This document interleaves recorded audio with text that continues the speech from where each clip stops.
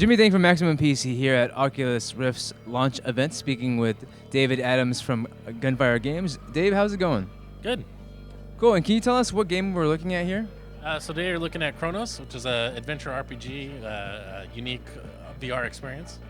Yeah, I mean, we just played about, 20 minutes of it, and it's a third-person game, and it's sort of, I got a very Zelda/Eco vibe from it. Can you talk about the game's influences a little bit?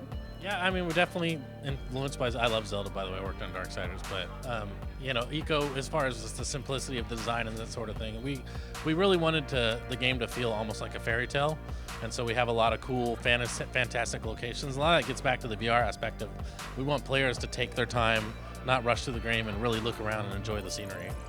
So I played it, I want to say, at E3 about 9 months ago or so, and it was, strictly a third-person game. Playing it today, I saw a decent blend of third person mixed with first person. Can you guys decide, sort of explain your design process for why you guys decided to do that?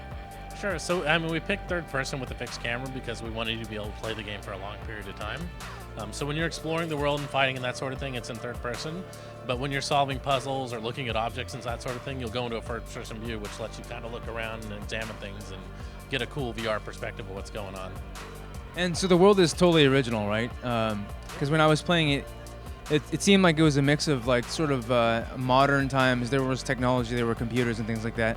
There were also like fantastical elements as well. There was a place that looked a little bit like Endor from Star Wars. Can you talk about the world a little bit?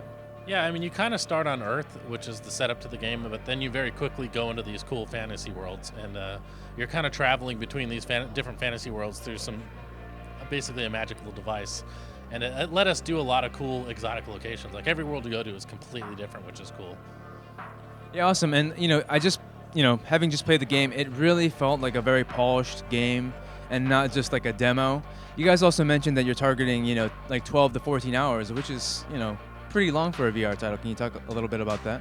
Yeah, I mean, I think very early on we decided we wanted to make sure that what we made was an actual game, not just something you play for 5 minutes or pop in when friends come over.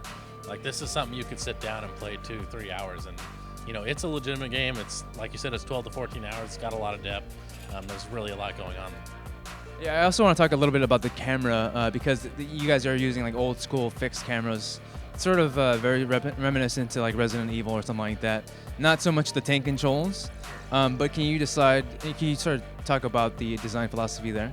Yeah, I think for us, again, it came back to comfort. If we know the person's going to play 2 to 3 hours, we wanted to make sure that there was no issues with playing the game, and having a fixed perspective helps with that. And so we've tried a bunch of different cameras, and honestly, that was the one that we found just played the best for the style of game we wanted to make.